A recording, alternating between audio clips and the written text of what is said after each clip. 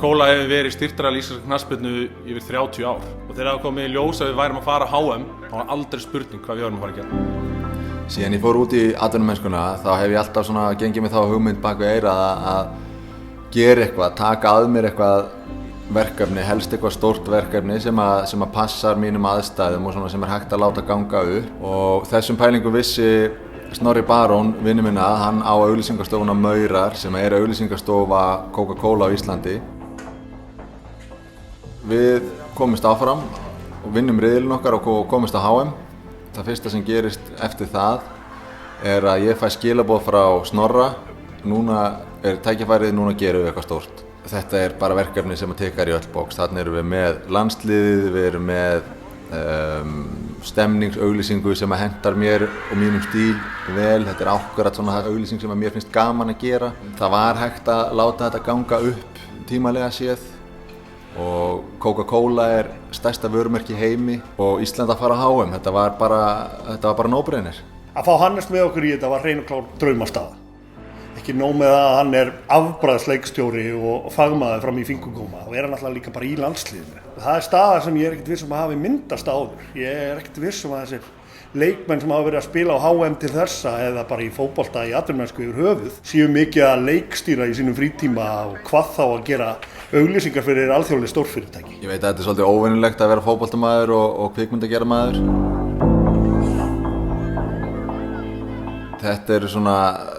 Þetta er það tvennt sem að ég hef alltaf haft ástríðu fyrir og áður en ég gerist atvinnumaður í fótbolta þá var ég bara svo heppinn að ég gæti starfað við báðar ástríðuna mínar.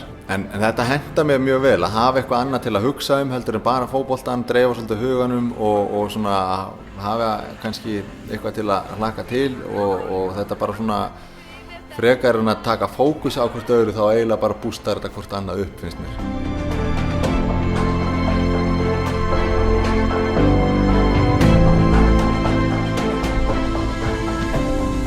Frá fyrsta degi þá unnum við þetta bara saman. Þó svo að hann hafi verið út í Danmörku og við höfum verið hérna á Íslandi en bara tæknin er komin á þann stað að menn geta spjalla saman og unnið saman þó svo að höfin skilji að. Yfir margra mánaða tímabil þá erum við að spjalla daglega bara til þess að mjaka þessu handriti áfram af því að við erum að byrja með rosalega stórt skóp þar sem við viljum bara ná einhvern veginn allri þjóðinni inn í þessu auglýsingu.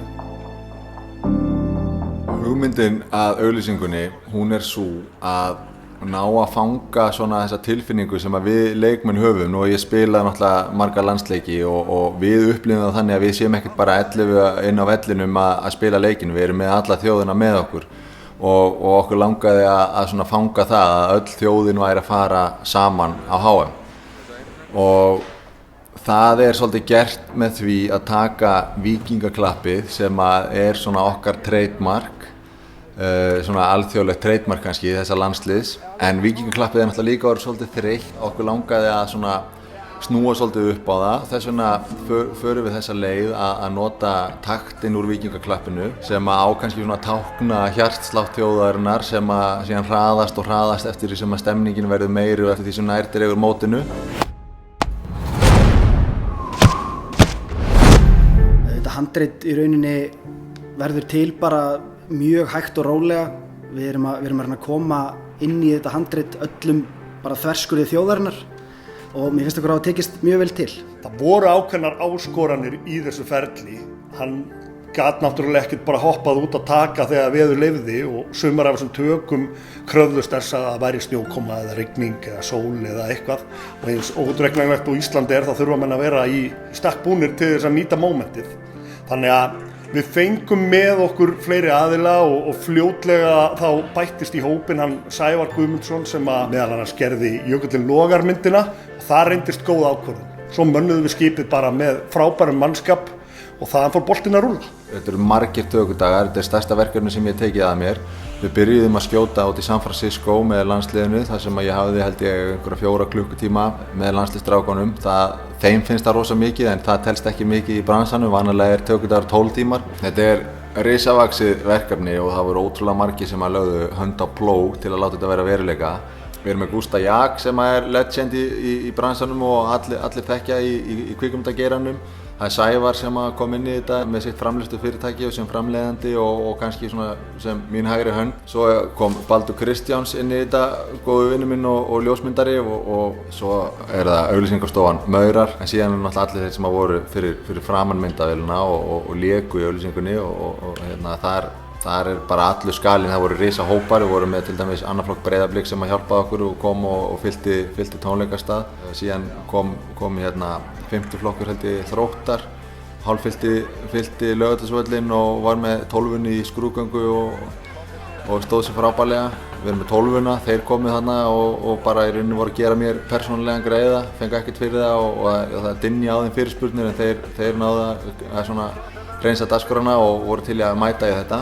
Þannig að voru allir að vilja gerðir. Síðan erum við fullt af flottum típum í þessu, svona orginal típum sem að leika bara sjálft sig í auglýsingunni eins og bakarinn á Ísafirði sem algjörð legend á Ísafirði og allir þekkja. Hann var hérna mjög flottur og svo til dæmis svona Auður sem að logsjóða. Hún bara orginal líka, hún var valin harðasti iðnaðarmaður landsins 2017 og hérna svo erum við með, þú veist, Gunnar Nelson, Graftakalla, Sara Sigmunds, Jón Páll hérna og þú veist, familjan hans gaf góða á að hann skildi vera með, það var frábært. Þetta er mjög fjölbreytt flóra sem kom að þessu og við erum bara virkilega þakklátt fyrir allt þetta framlag.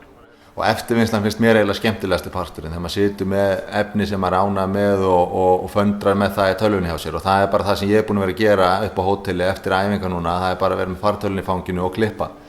Bara með fiðring í maganum af því að ég er svo ánægður með þetta og mér finnst þetta svo skemmtilegt. Það er fyrsta ferlið, það er að klára að klippa, síðan er það sendt áfram á nokkra deildir, það er sem sagt tónlist sem þarf að semja. Veigar Margeirsson samdi tónlistina, frábær tónlist hjá honum, það er mikill reynslubolti og stórt nafn í Hollywood, hann vinnur við að semja tónlist fyrir Hollywood trailera. Það þarf að hanna hljóðin og það þarf að litvinna efnið. Svo eru tæknibrellur í þessu eins og til dæmis tökurnar sem við tókum út í San Francisco, þar voru teknar á tómum velli sem að þarf síðan að setja áhorfendur inn í og fullt af dóti sem að þarf að gera. Þannig að það er mörg horn að líta. Við erum öll að fara saman á HM og við reynum að draga upp eins fjölbreytta mynd og við getum af Íslandi og Íslendingum og stuðningsmönnum og bara stemningu í kringum þetta heimsmeistaramót og það að við séum að fara þangað. Þegar ég lít tilbaka yfir síðustu mánuði og hugsa alla vinnuna sem við erum búin að leggja í þetta, allan tíman sem við erum búin að verja í að fínpúsa alls konar smáatriði, allt fólkið sem er búið að hjálpa okkur og svo hvernig þetta síðan tengist hápunktinum á fótboltaferlinum að fara með Íslandi á HM. Þá geti ég alveg fullyrt að þetta er það verkefni sem að mér þykir vænst þetta er svona mitt persónulegasta auglýsingaverkefni og ég er mjög stoltur af niðurstöðunni. Þetta er auglýsing sem kemur mér í HM-gírinn og ég vona að hún hafi sömu áhrif á þá sem horfa.